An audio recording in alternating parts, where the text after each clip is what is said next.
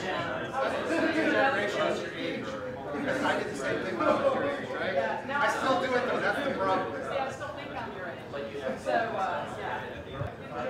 When you're right, you have to see all the issues, but you get not too much.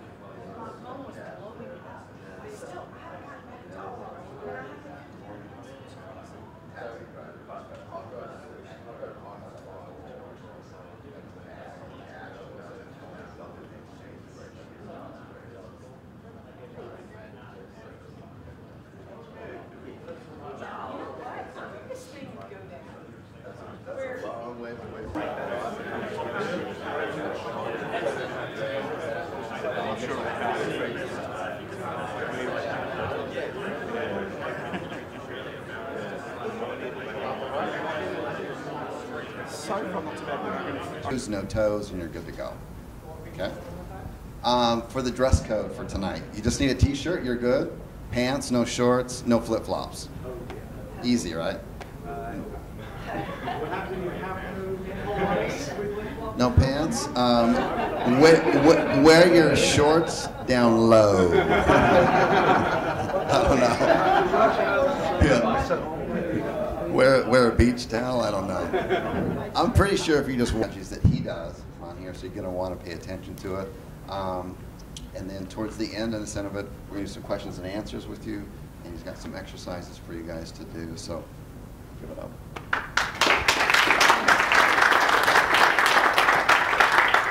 How's everyone doing today? Feeling a bit, yeah? No late night parties. I know Max is missing. He went out to a warehouse party. All right, so firstly, I want to start off by thanking Chris and William for putting together such an amazing group, such an amazing program, for organizing this event. So let's give them a hand. And then I want all of you to give yourselves a hand, because you are really the most friendly people that I've seen. Everyone I've spoken to here has been super nice, super positive. You know, you all came out here to Bangkok, work on your business. So give yourself a hand of applause also. All right, so I've connected with a lot of you here over the last few days, and in person a little bit. For those of you I haven't connected with, I'd like to hang out with you a bit later today. I'll be here the whole years or so. And in between that, there's a lot of different countries, a lot of different cities. Random little fact, I like French bulldogs. They're my favorite animal.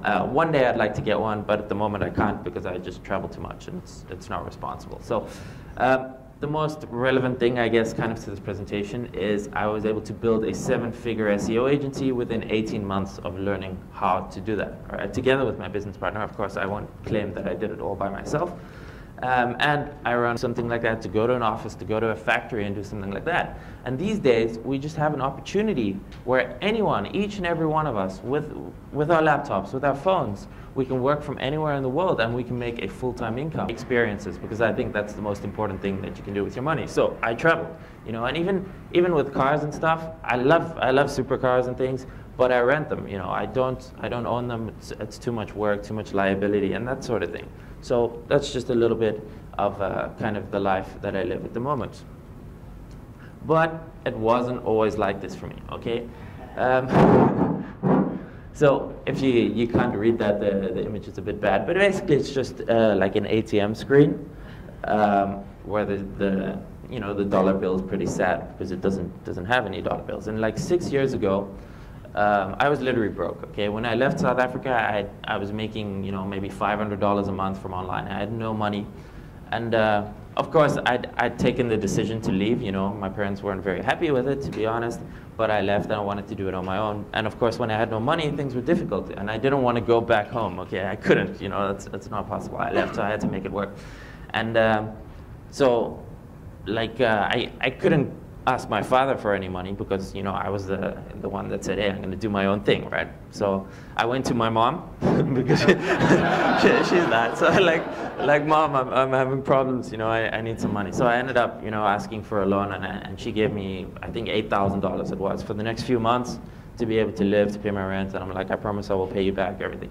And I actually felt so bad at that time. That was like really like my lowest point where I had to think, like, there's absolutely no way that I can not pay my mom back. That was, like, seriously the thing. And from that point onwards, within 3 months, I was able to pay her back in full. And that's kind of when I started my whole life kind of changed. And it's kind of like what Chris said yesterday also about where you have the mindset where, do you take a first-class flight? Or no, I want to save $2,000 and I can't afford this kind of thing. To having the mindset of, okay, I'm going to do this, and then the things align in some way, and you end up figuring out a way how to make that money and how to make it work. And that's kind of what happened after that point. I decided, like, there's no way I cannot pay my mom back. I have to make this work.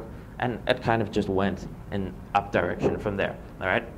And just as a bit of a, to show you guys where I started with internet marketing. So I first got introduced to the possibility of making money online in about late 2007, early 2008. Okay, and that was way before there were any possibilities that we have now. A lot of the stuff wasn't available. A lot of the information, the training wasn't available. But basically, there were some of the pioneers making money online. Frank Kern was around back in those days, making a lot of money.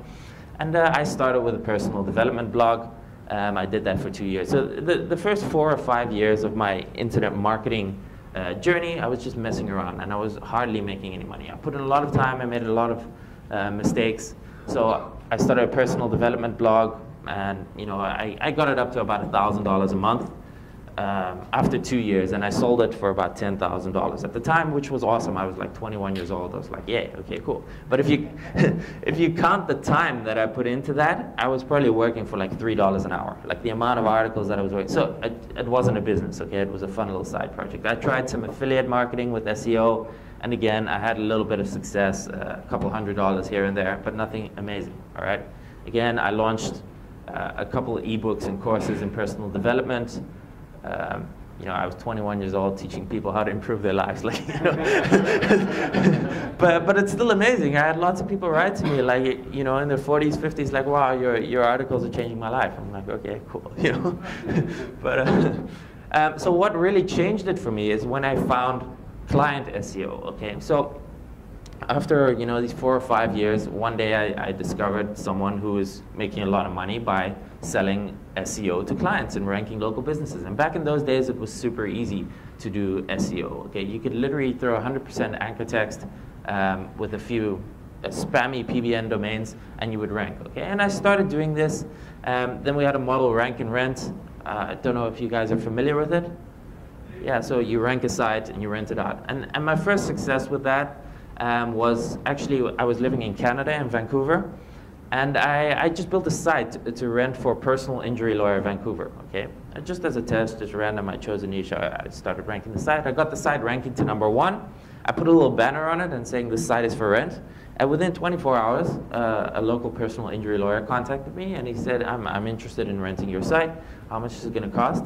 So I'm thinking, hey, this guy's interested, how much can I charge him? So I'm like, $1,000.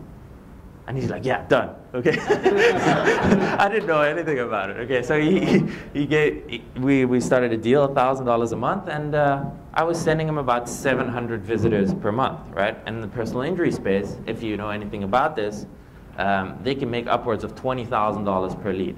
Okay, so this guy probably thought I was a massive idiot, or he was happy, you know, he won the lottery or whatever. He actually, that site ended up ranking for about a year.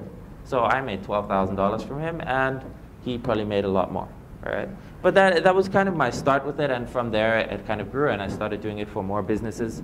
And right now, as we're at currently, my business is a mix of about 50% client SEO and rank and rent, and the rest is the info product. So we've also got a product similar to Callzoo, teaching people how to start a digital marketing agency, and I kind of run that with paid traffic and funnels also. So that's kind of just where I'm at in terms of my business and my experience, okay? So today what I want to share with you is, in this process of building these businesses and making this money, is 3 principles that I've learned, and 3 mistakes that I've made. Okay? And these principles, they don't apply just to my own business. They can apply to any business that you're currently doing, or even any business you want to compare it to. And hopefully, by sharing this, you know, it's something you can relate to, and that's going to be able to improve your business for yourself. All right. So the first principle. All right, and I want to share with you some images of people that you're probably all going to know. Okay, so Michael Jordan, arguably the best basketball player in the world. Okay, Tiger Woods. I don't know if he's the best golfer of all time, but he's the only golfer that I know that is the most famous kind of golfer. Okay, so Warren Buffett. All right, probably one of the most famous, most successful investors of all time. Gordon Ramsay, one of the most successful, anyway, celebrity kind of chefs. He's known for his cooking and his food. And then J.K. Rowling, who started the Harry Potter series, you know, which is a billion-dollar franchise. It's a brand, the movies, all that kind of thing. So I want to ask you, these 5 people, what do they have in common? Yep, they're rich, but that's not what we're looking for. They're famous, they're celebrities, but that's not what we're looking for. High performance, dedication, yeah, those are all true, but it's not what we're looking for. What we're looking for is they all specialize in one thing, okay? Michael Jordan only does basketball. He only does golf, investing, food, and writing, okay? So if you had to learn anything, okay, let's say you wanted to learn any specific skill here. If you wanted to learn basketball and you had to pay one of these people, right? And let's say Michael Jordan charges $10,000, but these other 4, they charge, you know, maybe $500. Who would you go and learn basketball from? If you can afford it, let's just say, right? You want to go from Michael Jordan because he is a specialist in his field. He focuses on one thing, he's known for that, and thus he can charge more, all right? So the point of where I'm going with this is that people are going to pay top dollar for specialists, okay? You don't want to be a generalist. Anyone who specializes in anything is going to be able to charge more money. And just as an example to give here, in the medical industry, so a general practitioner, your general house doctor, on average in the US makes about $170,000 a year, right? But if you look at a specialist, so a neurosurgeon, so someone who only specializes in operating, you know, on the nervous system on your spine, they make on average $767,000. So that is almost 3 times, you know, 3.5 times what a general practitioner makes, all right? And that is the case with any sort of specialty. And if any of you had an issue where you need a surgery on your spine, you're going to go to the neurosurgeon, okay? You're going to pay them that. And you're not going to get your general house doctor to operate on your surgery, right? So the point with this is that you need to specialize. Whatever your business is, whatever you're doing right now, you need to choose one industry, all right? And I just want to show you, in terms of lead gen and marketing, because we're all in this space, what I did is I went to the Inc. 500, the Inc. 5000. So they're actually also in Europe, but they started out in America. It's basically a list of the 500 or the 5,000 fastest growing, so year over year. It's not the companies with the most revenue, it's the companies that grew the quickest year over year, okay? And they listed, it's all public information. You can go and research this stuff later if you want. And all these marketing agencies that I'm going to show you now, they specialize in one niche or one service, okay? And they're all doing millions of dollars doing this. And this is the exact business model that I've followed, also that I teach. But it works not just in marketing, it works in any business, okay? So here's a company called Ads You Like, all right? They started in 2011 And within 4 years, so in 2015, they made 9.7 million euros. So that's about $10 million in 2015 revenue. Okay, that's not a small amount of money. And what they do is they focus only on native advertising, and they do it for big brands. Okay, so everything else they don't do, they only offer native advertising, right? So here's just a screenshot of their homepage, native advertising. And for those of you who don't know what native advertising is, it's pretty much on all the blogs and content sites. At the bottom of those posts, you get little thumbnails with related content and things like that. And those are all ads. It looks like it's part of the blog. It looks like it's part of the site. That's called native advertising, and it's just a huge form of advertising. It can drive a lot of traffic. Here's another one, Sparty Ventures. Okay, so again, they launched in 2007. Within 8 years, 2015, they were on $5.5 million a year. And they focus only on marketing for e-commerce stores. Okay, so they decided they were going to do marketing only for people and companies who have e-commerce stores. And by doing that, they were able to carve out a niche for themselves and build a huge marketing agency. And that's a screenshot of their homepage. You can see they focus on, they build like mobile and other website stuff, but their main thing is e-commerce. All right. Here's another one, AppLovin. And as you can guess by their name, they're going to focus on apps, right? But look at their revenue, $234 million in 2015. And that's within 3 years of launching, okay? So AppLovin, what they do is they have access to a lot of users and a lot of apps, and they're able to connect businesses and advertisers with those users of those apps. They get hundreds of millions of impressions a month, and they're able to distribute that to their advertisers. Okay, so it's not a small organization, but again, they chose one specific industry and they focus on that. They're able to deliver that advertising within apps, and anyone who wants to advertise within apps, they'll go to these guys, and that's how they make money. So here's another one, Solar Media Team. Again, 2015 revenue, $4.3 million, and they launched in 2012. So within 3 years, they went from 0 to $4.3 million. And again, they focus on one specific industry, right, which is solar. So they work only with companies and industries who provide solar panel installations and any type of solar setups. They'll help them do their marketing, their websites, etc. And they built a $4.3 million revenue. And finally, my last example is another one. It's called Developing Awareness. $4.5 million in 2015. Again, that's within 4 years. So all these examples, within a few years, they go from 0 to multiple millions of dollars in revenue. And these guys, they offer marketing, fundraising for nonprofit organizations. Okay, so they help nonprofits get funding, get donors, etc. And that's a screenshot of their website. So kind of the lesson here is that a jack of all trades is a master of none.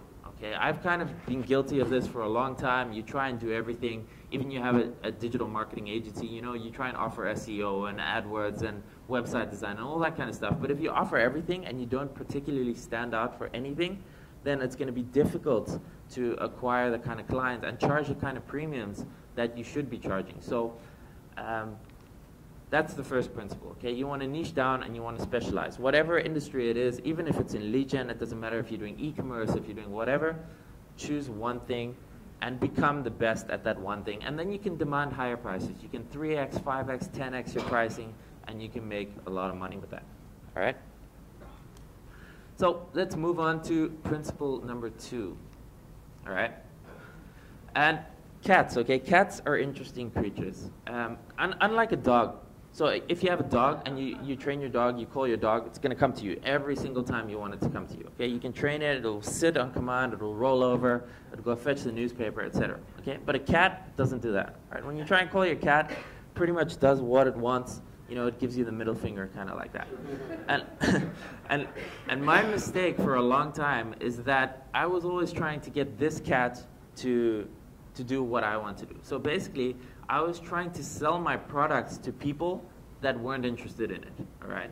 So when you try and do that, when you're trying to convince people of why they need your product, of why you need your service, it's so difficult to make the sale, all right? You have to put in so much work, the barrier to entry is so high, and for a long time that really affected the amount of sales and the amount of revenue that I could generate because I was going about it the wrong way, all right? But cats can also be very nice when they want to be, all right? So what you want is you want to focus on the cat that, you know, wants to come to you and that wants to be with you. So when you start focusing on getting the leads to come to you, then it changes everything, all right? So you want to stop chasing leads and sales, and you want all your leads, all your customers to reach out to you, okay? You want them to be your target audience that is interested in your product or service. You want them to find you, and you want them to get in touch with you. And when they do that, the sale is 10 times, 100 times easier to make. All you have to do is give them what they want, all right? So basically, you want to define your target audience and just give them what they want. So like in the first principle, where you specialize in your niche, you choose what you want to be good at, that's when you're defining your target audience. So let's just say you want to start a marketing agency for dentists.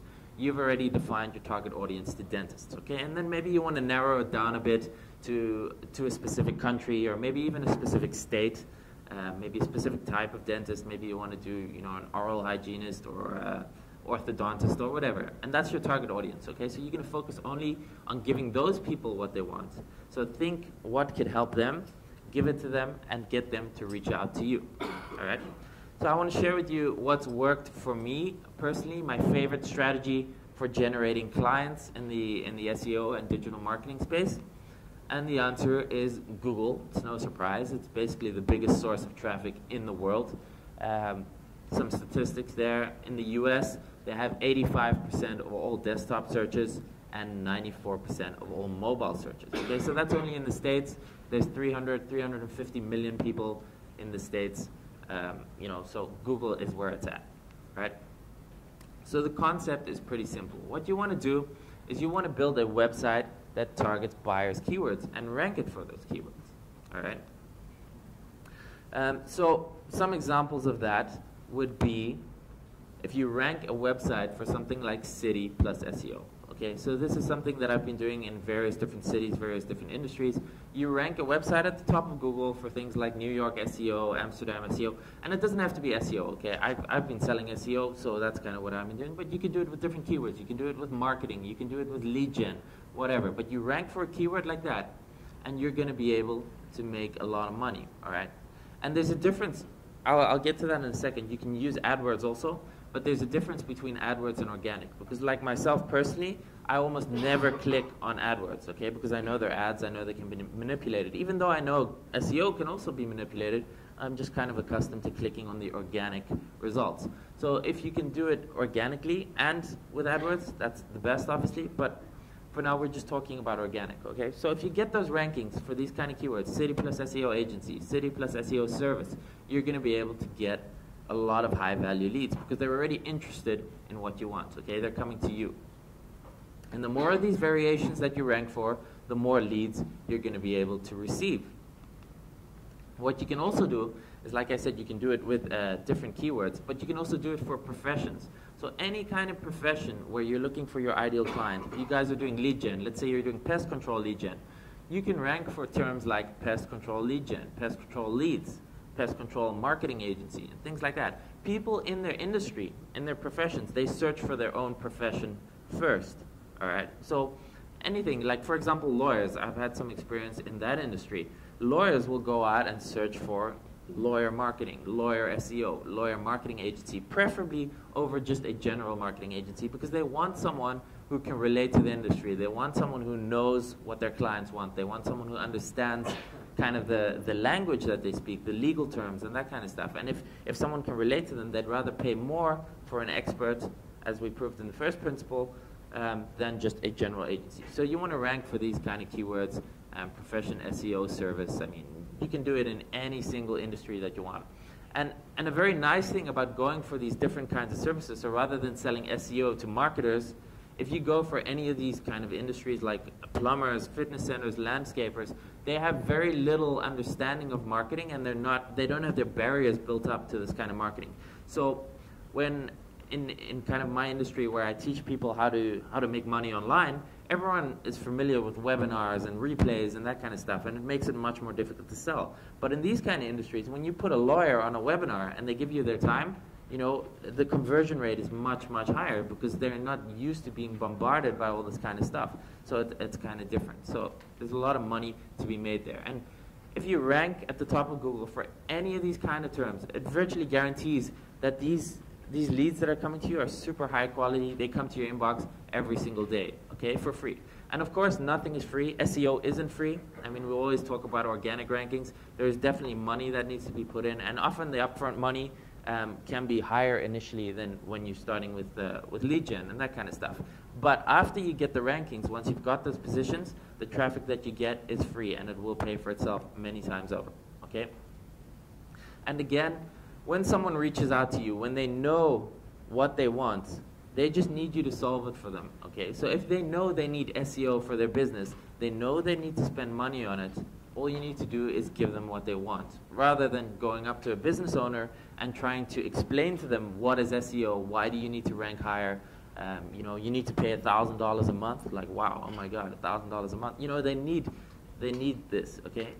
And then you can give them that. And like I said, you just have to solve their problem, and they're gonna pay you thousands of dollars per month for this, all right? So whatever they want, whatever you're ranking for them, you can give them what they're looking for, and you don't have to be able to do it yourself, you know? That's a question that I get most of the time, like with SEO, with lead gen, with anything.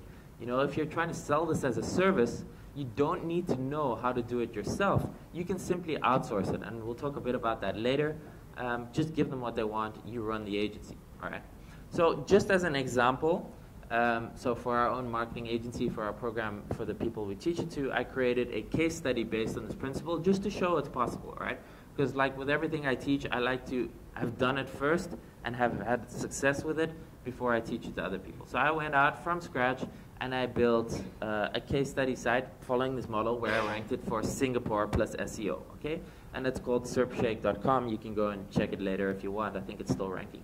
So basically, it's just a very basic WordPress site, a couple pages. It's got a lead gen form and things like that. It's got a phone number that forwards to my own number if anyone phones it. And what happens is that basically I just ranked this for a bunch of sites in google.com.sg, okay, and like things like local SEO, Singapore SEO. At a time it was ranking well when I just did it. I've been neglecting it for the last maybe year or so, so the rankings have dropped a bit, as you can see on the second page there on the right.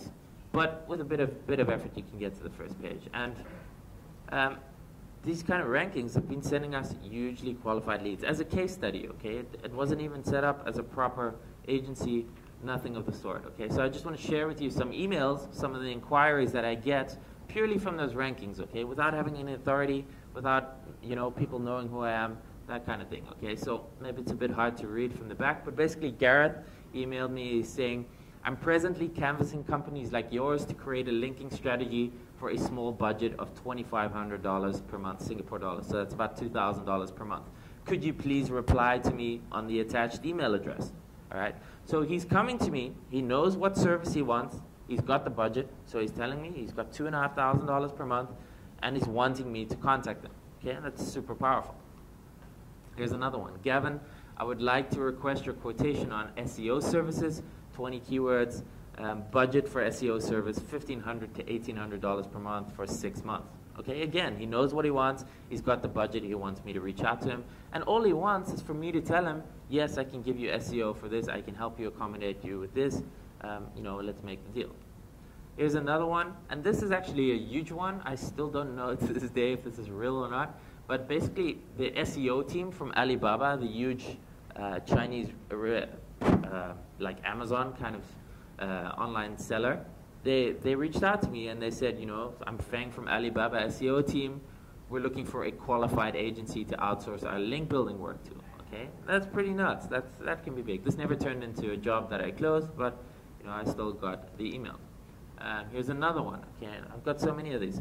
I'm looking for a marketing service for a new system which will be created for real estate agents. I'm interested in the marketing process. Can you please call me? She's giving me her number. She's telling me to call it. So these kind of leads, would they be powerful? Would they be easy to close? Right. Here's another one. This is the last one I'm showing you guys. I'm looking for a broad range of SEO services for my online properties. Can we do a Skype call later today? Okay, so all these leads are reaching out to me and they want what I have. I don't need to sell them on anything. They're ready to buy, okay?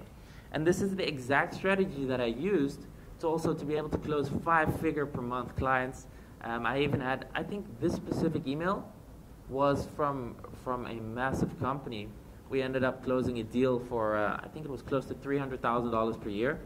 They're literally a $15 billion company, okay? They're publicly listed. They're in Indonesia, Singapore, Brazil, Canada, and they're massive, okay? And the only way that I was able to land them as a client is because they reached out to me, okay? If I went into their office, if I tried to cold call them, email them, run ads, there's pretty much no chance I would have ever got them as a client. But because they were looking for this product or service, and because they found me, they reached out to me, we were able to close that deal through this method. So this is something that's been very powerful for me. Okay, so to be able to do this, I'm just going to walk you through this real quick. The first thing is to choose your industry, all right? So maybe you want to target a specific city, maybe in your hometown. It doesn't really matter too much. I would suggest avoiding the major cities, so avoid, you know, New York, LA, those kind of things. If you rank for them, there's a lot of money to be made, but it's very competitive, so you need to know what you're doing. You need to spend a lot of money to be able to rank there. Okay, maybe you want to target a profession. Okay, so maybe you want to build your agency and rank for lawyer SEO or lawyer digital marketing, that kind of thing. And you want to go and do your research, decide on that. And just as a tip, any kind of industry that you choose, you want the average customer value to that industry to be $1,000 or more, okay? And the reason for that is simply because those people can afford your services. So, for example, a hairdresser is a terrible example of a profession to target for any sort of lead gen or marketing because their average customer value is like $30, $40, okay? So if you want to charge them $1,000, $2,000 per month, they have to sell a huge amount of haircuts just to be able to pay for your service. It doesn't work. But if you choose someone like a divorce lawyer, personal injury lawyer, where they can make 10, 20, 30 grand per lead, all they need is one lead and they're able to pay you 5 or 10 grand a month and still be happy with your services. Okay, so that's important to understand. Second part is to build your website. And this is very easy to do. You choose your domain, just Namecheap. I had SERPshake.com for my marketing agency. You can choose anything, bigbucksagency.com. It's preferably something related to your industry. So if you're doing plumbers, if you're doing dentists, whatever. All right. Then, very simple, you install WordPress.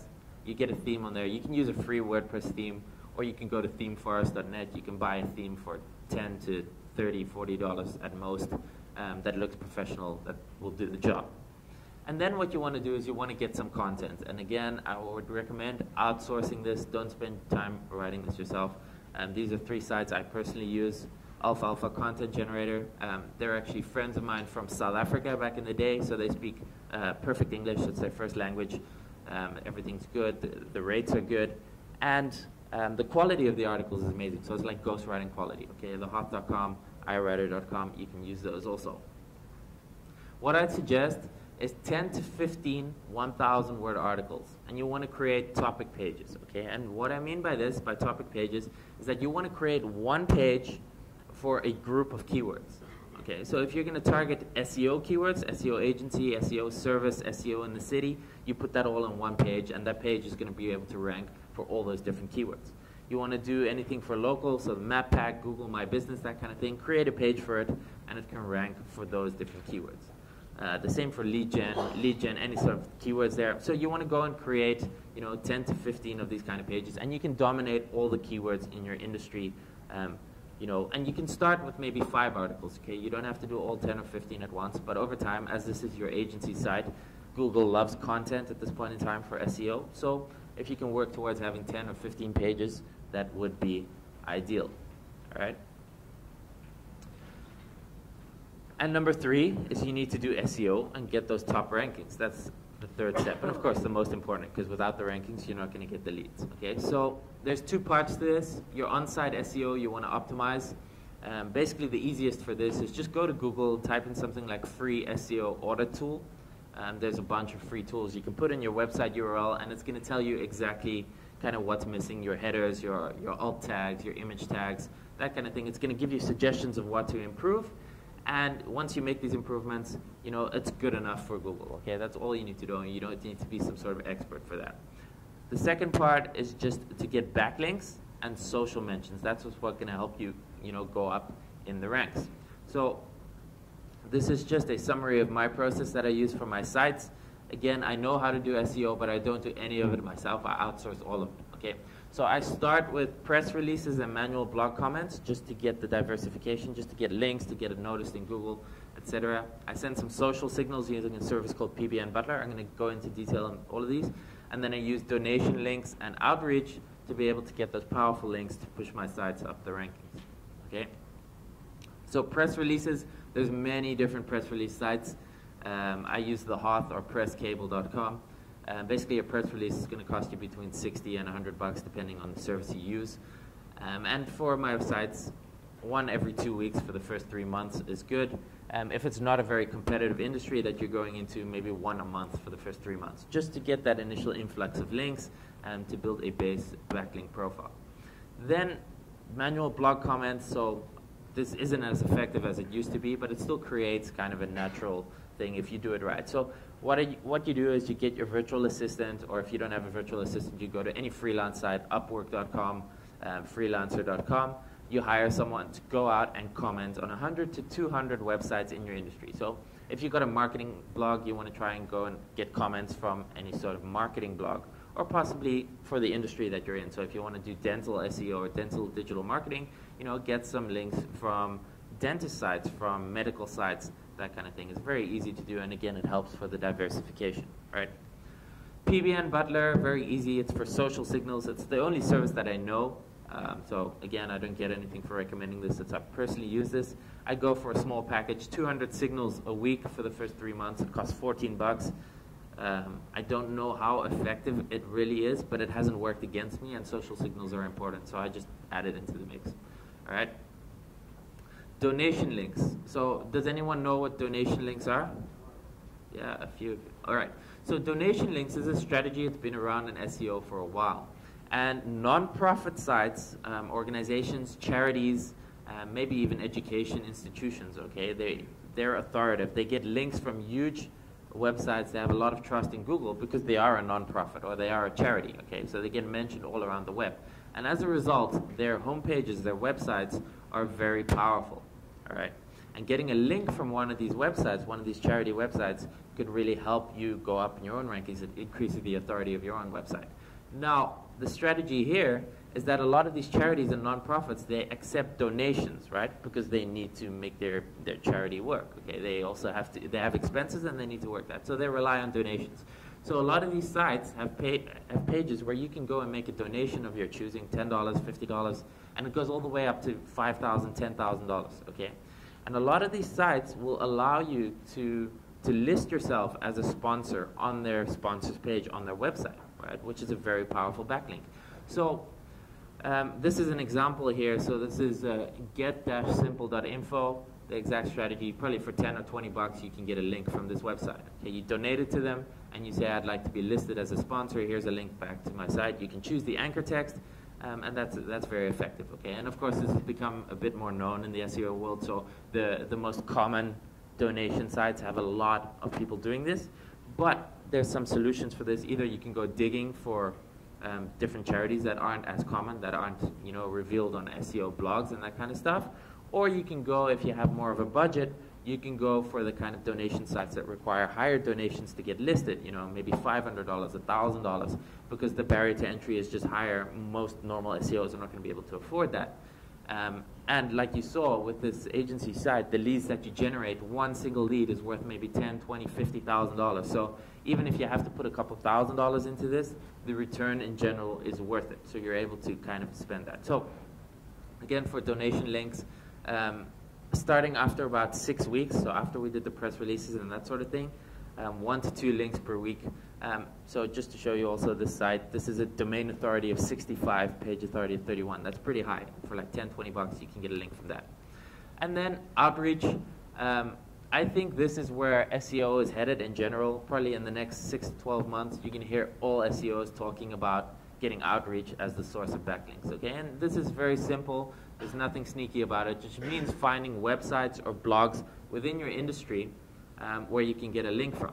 And the reason why it's still so powerful and why Google's going to struggle to do anything about it is because there's no way to be able to stop people from adding links to their websites, right?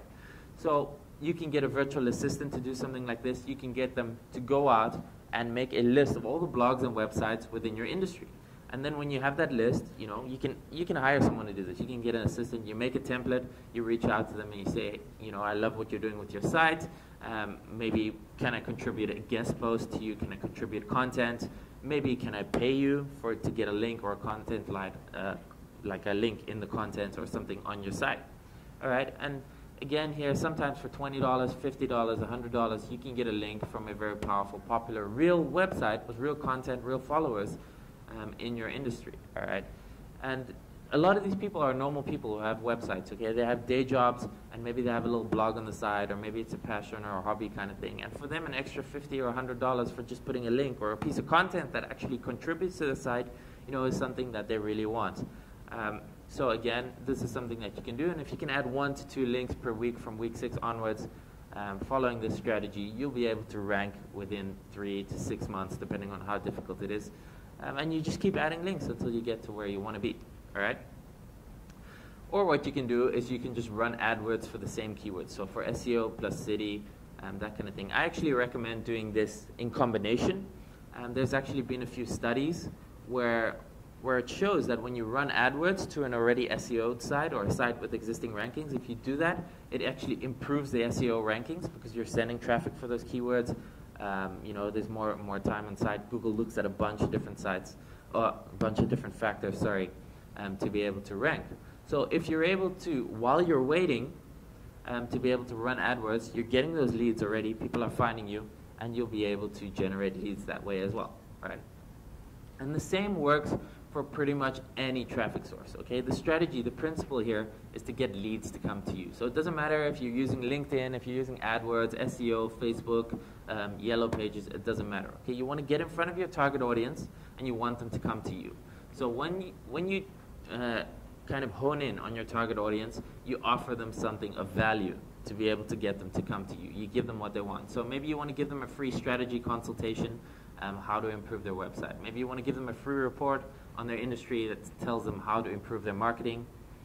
If you want free leads, I know we shouldn't really do that. I don't really recommend it also. It's a way to get a foot in the door. My favorite thing is to create webinars, okay? On a webinar, and why webinars are so powerful, especially in an industry that's not related to marketing, is because someone gives you their time for 60, 90, 120 minutes, okay? You set yourself up as the authority because you're the one teaching, okay? You're the one presenting, you're giving the information. So automatically there's that kind of authority-student interaction, which sets you up to be able to ask prices as the authority that they come to, all right? And what you can go and do is you can go and create a webinar that teaches anyone in a specific industry how to generate leads, how to rank their website, how to improve their social media, how to improve anything, really. And you go through this process, and you can show them exactly. All of you, I'm assuming, have been on a webinar of some sort, right? You know the process, okay? So you teach, you learn, and you're like, oh, this is interesting. So you give away a lot of information that's free, but not enough that they can go out and do it themselves. Or even, you know, there will be a percentage of people, even if you tell them exactly what they need to do to improve their business. Again, they're business owners, okay? They're running their business. A dentist is working with his patients. A plumber is on site. They're fixing leaking taps or whatever.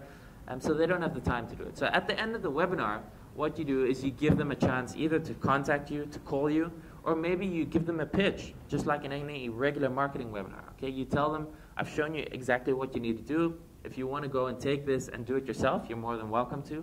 But, you know, if you want us to do this for you, we've got a special offer for the next 3 hours, whatever it is. Jump on it, and we'll do all this marketing for you, as I've just explained. And you run them through the whole page, exactly step by step what you're going to do for them. And the thing with this is you don't have to be scared that you're giving them too much information or they're going to go and do it themselves. Because, yes, there will be a certain percentage. But with webinars, you know, you're able to run the same thing to 100 people without it affecting your personal time. So even if 20, 30 of those people go out and do it themselves, it doesn't matter. If there's 2 or 3 that take you up in your offer, you know, it's successful. And you can run ads on any of these platforms and generate leads, all right? So here's an example of how we did it on Facebook, where we're targeting criminal defense lawyers. What we would do is we'd just go into the targeting, and you can get very specific on Facebook also. You can target people who are part of, you know, the national Criminal Defense Lawyer Association of the US or something. And people, it's a small group, it's very targeted, it's like 3,000 people. But people who are part of that are most likely to be criminal defense lawyers. You send them to an opt-in page, like a webinar, personal favorite, and then again, you offer them something, done-for-you system, a consultation, a trial, whatever it is. And you can just run ads, and they reach out to you. That's how you get them to come to you. Okay, it's Facebook. You can do the same with AdWords. I typed in there just criminal defense lawyer in New York. That's probably a bad keyword because people looking for that keyword are likely to be customers. But any kind of keyword that lawyers might Google, okay, maybe criminal defense lawyer marketing, criminal defense lawyer SEO, you can send them to a landing page, get them on a webinar, and again, the same story, all right? So that's principle number 2. You want to make the lead come to you. It makes the sales much easier. And if you have your funnel and you automate it, you know, they can keep coming to you without you doing any work, and it's easy to make those sales. All right, principle number 3. Again, the jack of all trades is a master of none. So this is something that I struggled with for a long time, especially I was kind of like brought up this way. And my dad always told me I have to be able to do everything myself, but I wasn't really taught to specialize in any specific thing, and that was a big problem for me. So when I started out, I was doing everything myself. I got my first client for my marketing agency, and I was doing everything from the reporting to the keyword research. I was even writing the articles for the blog, like everything, okay, and that was fine. And I understand when you start out, you know, you might need to do some of the stuff yourself because you don't have the capital to invest or outsource or anything like that. Okay, so you start out and you're doing these kind of things. And then when we got to 4 or 5 different clients, by the time we were doing that, it was nice. I was making good money, or at the time for me it was nice at least, you know, compared to anything I was making. But I was working like 10, 12-hour days just to be able to keep these clients happy. I was doing everything myself, and it was stressing me out. I had no time for myself. And the quality of my work was suffering, and that sucked. And I did that for way too long, okay? So basically you want to be like this guy, okay? You want to outsource everything. Because if you're doing things yourself, if your business is relying on you to be able to run, you don't have a business, you have a job, right? A job is where you trade your time for money. As soon as you stop giving that time, you stop making money. So if your business relies on you to be able to make money, as soon as you take yourself out of that business, your business stops working. That's a job, okay? So you want to focus as soon as possible. Any specific task that you can outsource and delegate, you want to do that, all right? So you want to focus as a business owner on what matters most, which is navigating your company, okay? You are the captain of the ship, so to speak, and you don't want to be doing any of the manual stuff, okay? As soon as you can, you want to move away from that, with whatever. So I know we spoke about how Marlon's doing that with his assistants, where he's duplicating his campaigns, okay? And it's taking 30 minutes to duplicate that. If you're doing that yourself, you know, you don't want to be doing tasks like that. You want to be outsourcing as much as possible. Even sales, you can outsource to a sales team, okay? And when you grow your team, when you're able to have assistants, when you're able to have outsourcers, what you want to be doing is just managing that and have those people do the work. So maybe they come to you once a day or twice a week or whatever it is. You just check in with them. You set up a system, KPIs. They report to you. If there's nothing wrong, you continue and you manage your business. You try and grow it. But if there's something wrong, you kind of guide them in the right direction. You don't want to be there, you know, doing keyword research or writing content or any of that kind of stuff. That's not how you run a business, okay? So that's a big mistake that I made. It cost me a lot of money. So I just want to talk about, there's 2 ways of outsourcing, okay? Either you can go to third-party outsourcers, so that's just going to an agency using freelancers, or you can hire in-house, okay? So let's first start with third-party outsourcing. And here the benefits are that you don't need to train up employees, okay? You have no hassle with churn and burn of employees. You have no contracts, no employment issues, and it's easy to scale up. If you get more work, you want more done, you simply, you know, pay more to the outsourcers, or you hire a second outsourcer or a third outsourcer. It doesn't matter, okay?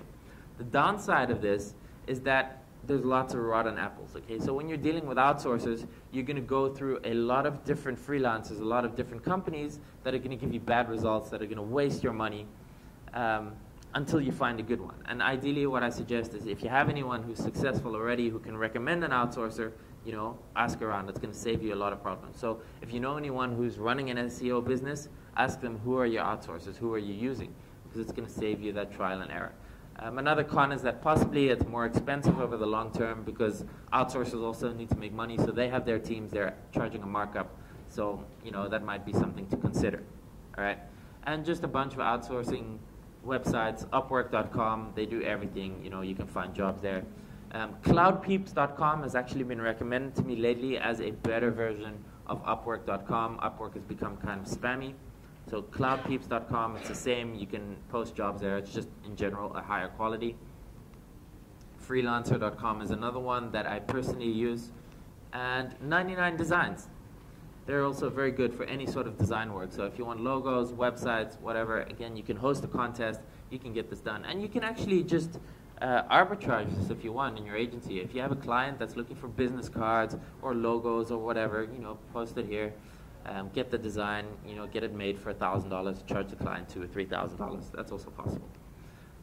So in-house, we used to do quite a bit of this in the past, where we had a link building agency, and at some point we had about 15 virtual assistants and about 40 or 50 content writers. And it's just, there's pros and cons to this. So the benefits of having your own team is that you can build this team, they become your machine, okay? You can train them up exactly how to work for you, how you want it, okay?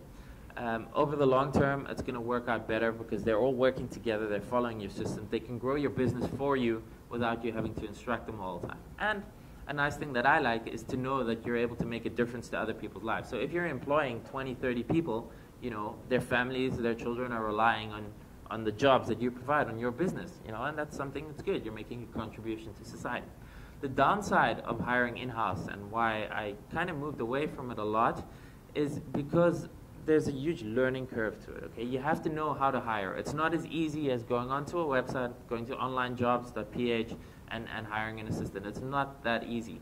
You have to be able to vet the people. You have to know how to ask the right questions to hire people. It can be hard to find good people.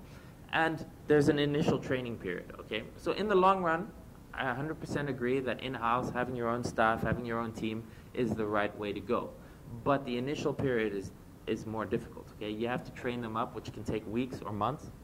And of course, you have that responsibility. So whereas you're outsourcing, anytime you stop paying the outsourcer, you're done, you're finished, okay?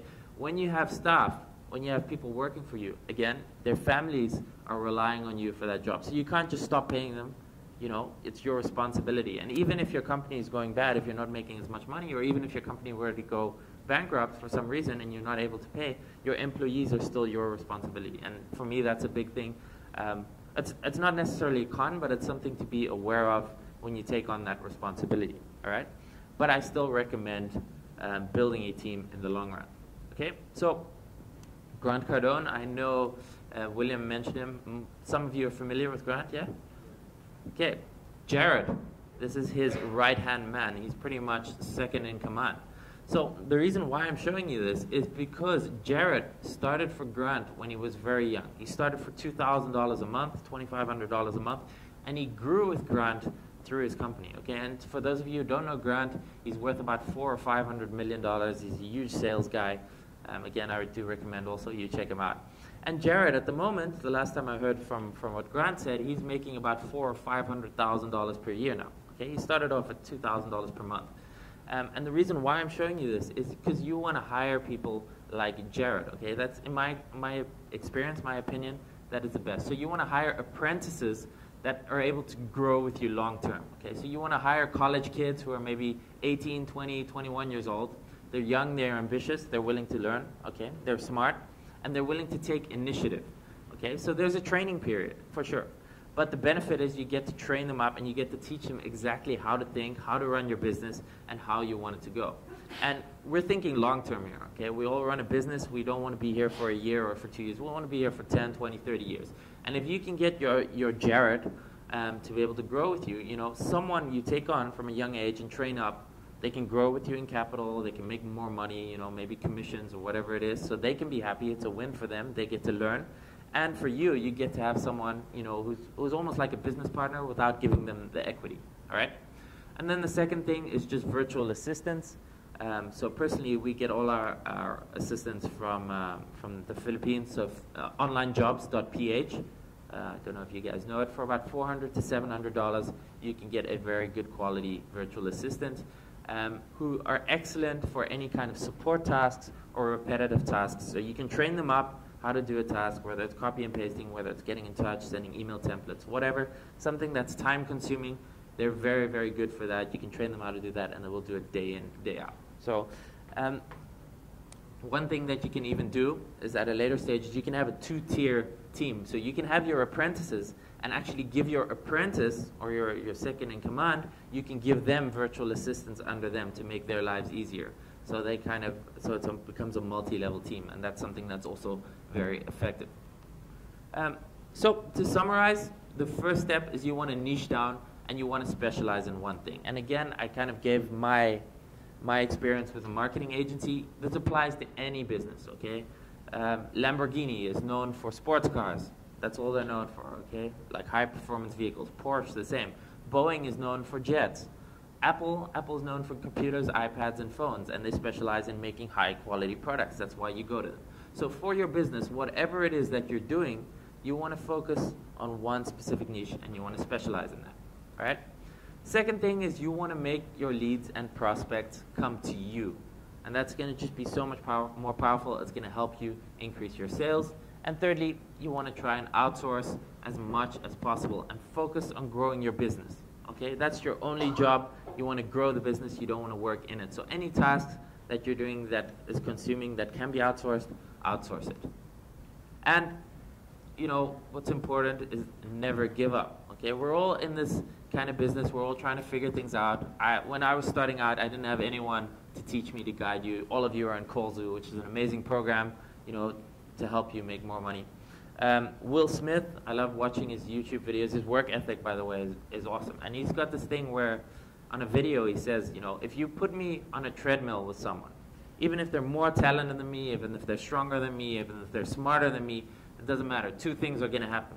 One is he's going to quit and I'm going to win, or two, I'm going to die trying, right? And if you have that attitude with this business, okay, it's not always easy. It's very difficult. I know because I went this for many years.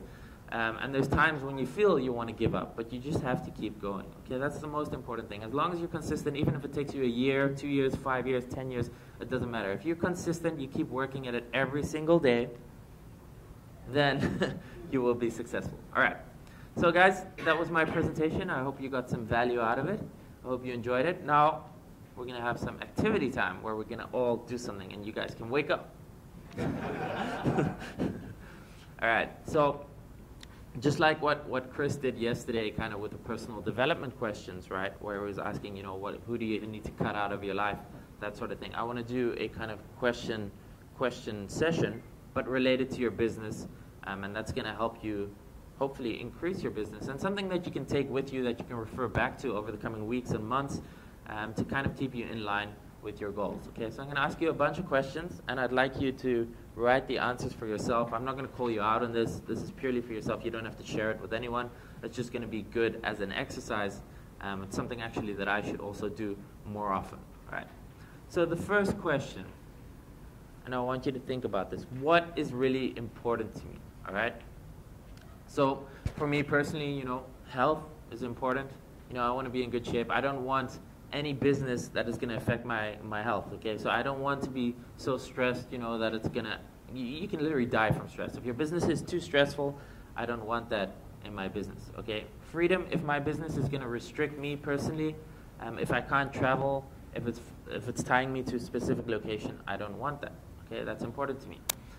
If my business is going to hold me back from being able to do things that I want to be doing, for example, if I want to be spending time with my family, you know, maybe if there's some opportunity that I have to give up as a result of my business, I don't want that. And the reason why this is important to understand is because if you know what's important to you, you can structure your business kind of in that way. So just, you know, off the top of your head, what are the things that are most important to you?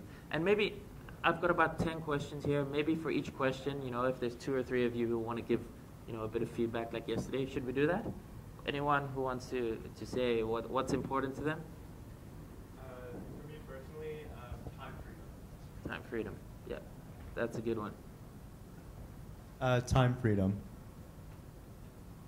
Yeah, I think we can just shout it out, you know? It's loud enough. For me, it's building an inheritance for my daughter. I've got a young daughter. Okay, that's important.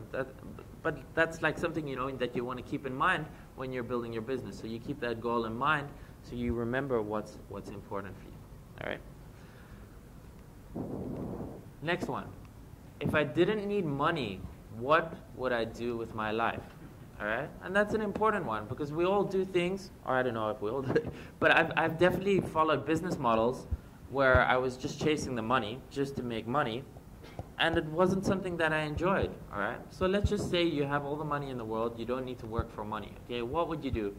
You know, play video games, travel. For me, I like to help people. So my situation, because I went through this difficulty with learning the stuff myself, where I didn't have anyone to help me. If I could, I would just like to help as many people as possible improve their lives. And that's kind of what I'm doing with my business also. That's why about 50% of what I do is teaching people the exact strategies that help me get to where I am, all right? Play video games. I like to play video games. I don't think I would do it all day long if I didn't need money, but it's just fun sometimes. Travel, for sure, is something, you know, if I didn't need to make money, I would travel. I want to see the world. And that's what I'm doing with my business. I've set up my business in such a way that it allows me to work and that I'm able to travel. All right. So, again, those are just my things. If anyone, what would you do if you didn't need money? Any volunteers? No? I'd like to do a worldwide trike flying trip. Worldwide trike flying? Trike flying is powered hang gliding. All right. And I'd like to do it for a particular charity, but yeah, that would be awesome.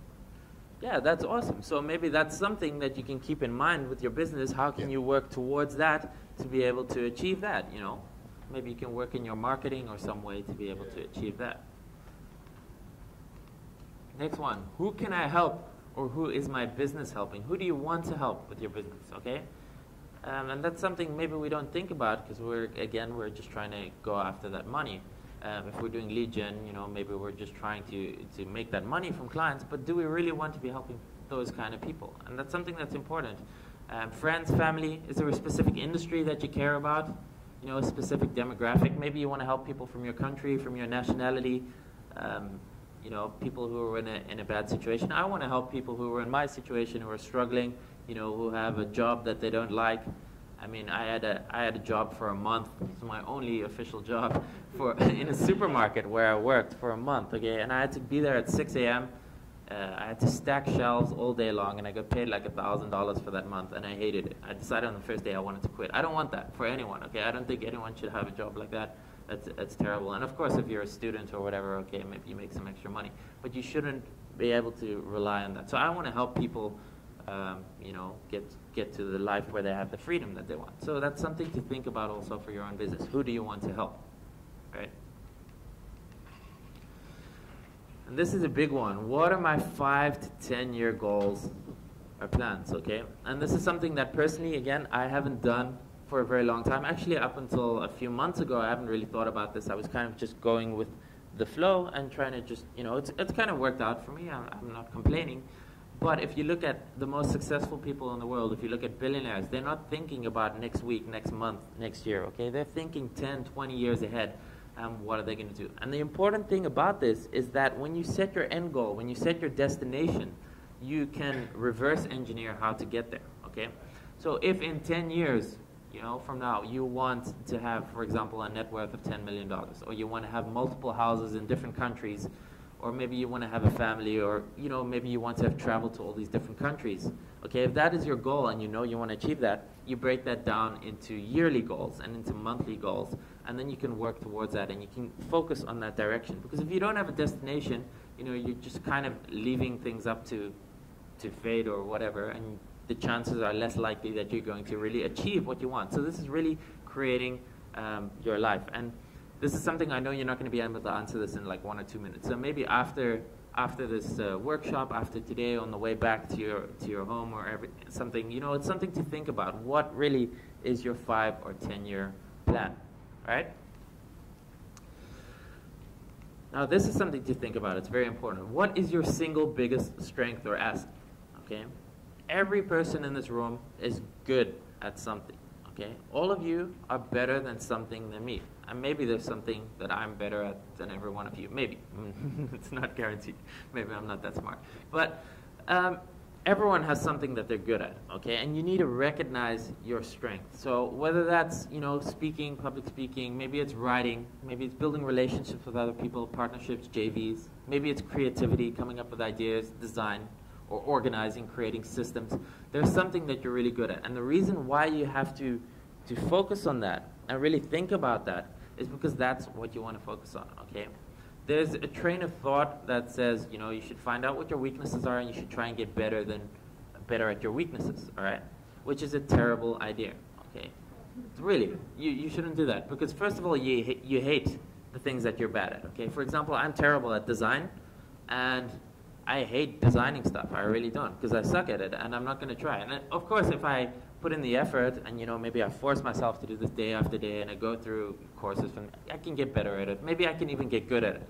But I will never be great at it, okay? I will never be among the best of the world at it. But if I focus on what I'm good at and I focus on that every single day and I focus on getting better at that, there's a chance that I can get to, you know, the top in the world. It's the same what all those people did. You know, Michael Jordan, he focused on his basketball and became the best in the world. Tiger Woods focused on his golf.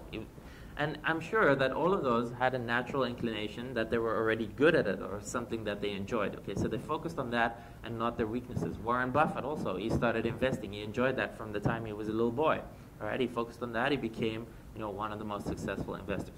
So it's important to identify your strength, and then you want to focus on doing that. All right, and on the flip side, understand what your weaknesses are so that you can avoid doing them, or you can outsource it. Okay. You want to outsource your weakness to someone who has it as their strength, okay? So if you suck at design, like I do, I want to outsource it, okay? I'm not even going to attempt to do any sort of design for any websites or any logos or anything I do. I just pay people, okay? Because they're better at it than me, and that way I can focus on what I'm good at, and I can get better results. So it's good to be honest with yourself here. You know, you don't have to lie to anyone. Your answers are just for you.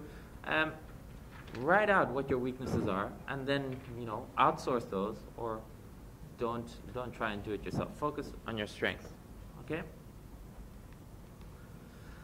And fear. What are you most scared of? Everyone has fears, okay? It's a natural thing. And the reason to understand your fears, it's good, because if you know what you're scared of, you can use it to drive you, okay? Fear can either paralyze you or it can drive you. And if you don't understand your fears, if you're not aware of them, they're going to paralyze you and they're going to hold you back. But if you understand what your fears are, you can use them to drive you. So for example, your health.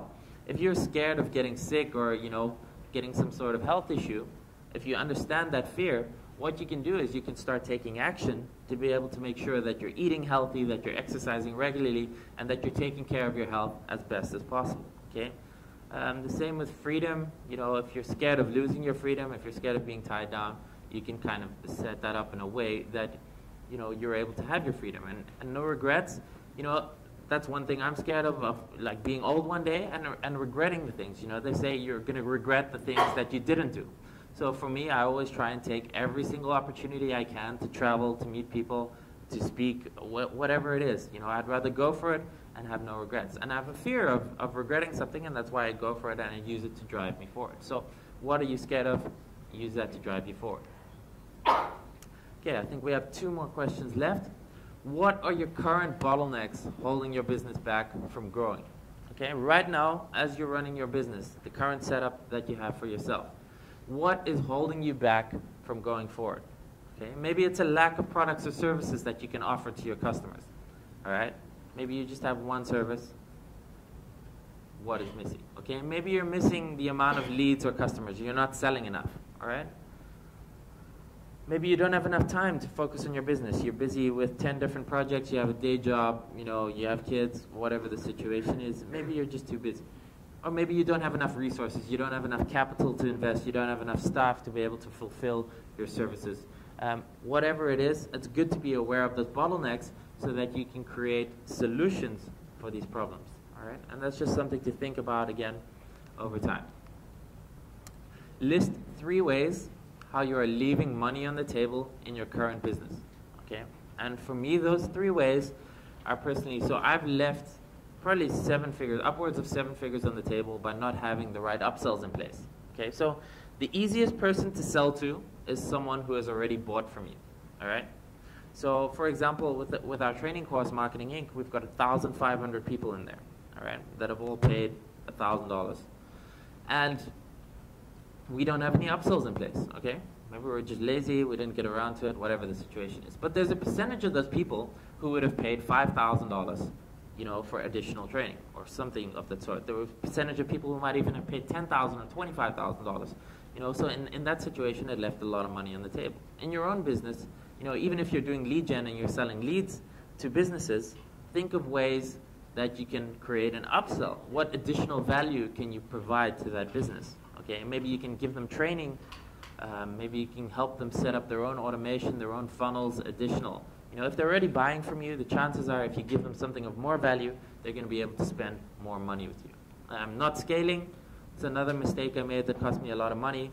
If you're doing well, if you're making money, don't get comfortable, okay? Don't sit and watch TV and have the money coming in every day, you know, and you think, oh, life is good, because at some point it might stop, all right? If you have that opportunity and you're in a position where you're making money, reinvest it back into your business, scale, okay? Invest it into ads, hire people to help you build out more, build out systems. It's only in your best interest. And again, outsourcing, automating can help you with that. And what are the steps needed to 10x your business over the next year? Again, that's a Grant Cardone reference. So the biggest thing I learned from Grant Cardone was this 10x rule. How many of you know his 10x rule? Yeah, a few of you. Okay, so basically the 10x rule.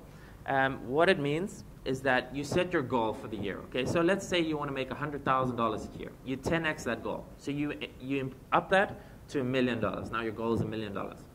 Then you take the amount of effort that you think you need to achieve this $1 million. So let's just say you need to make 1,000 calls to be able to make $1 million. All right? Then you 10x that amount of calls that you need to make. So now you have to make 10,000 calls to make $1 million. And that, just by thinking about that, the amount of activity and the amount of action that you're going to take to achieve this higher goal is going to be much higher than your original 100K. So now when you're thinking of 100K compared to what I just said, you know, 100K seems like nothing, right?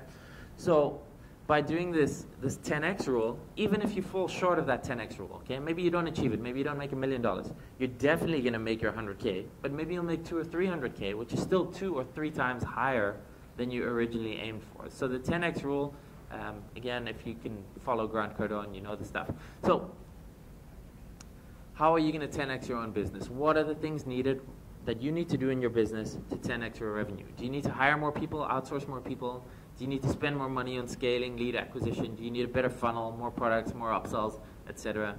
This is just something that's good to think about, you know, for your business. And once, this is the last question, by the way, once you've got these answers for these things, you can refer back to it from time to time, and you can see how is your current business going with what you really want. Is this aligning to my goals? Is this aligning to my values, etc.? And, you know, life happens, so you kind of get sucked into your business and you're in the day-to-day operations and you forget where you're going, you forget why you're doing it. You know, maybe you're making a lot of money and you're working hard, but maybe your goals were just to have freedom and to be able to travel, and now you're working 12-hour days and you're making money, but you're not happy, all right? That's also not. So it's important to keep sight of your goals and kind of where you're going. So success is nothing more than a few simple disciplines practiced every day. Okay? It's consistency. That's the most important thing with success. It's not about some secret strategy. Not everyone gets there the quickest or the fastest. Maybe it'll take you a year, 5 years, 10 years. It doesn't matter. But if you stay consistent with what you do, if you launch your campaigns every day, if you send out your cold emails every day, etc., eventually, you know, you will become successful. So that's everything for me today. If you want to follow me on Instagram, you want to connect with me on Facebook, those are the 2 things. I hope I gave you some value. I hope you enjoyed this presentation. Thank you.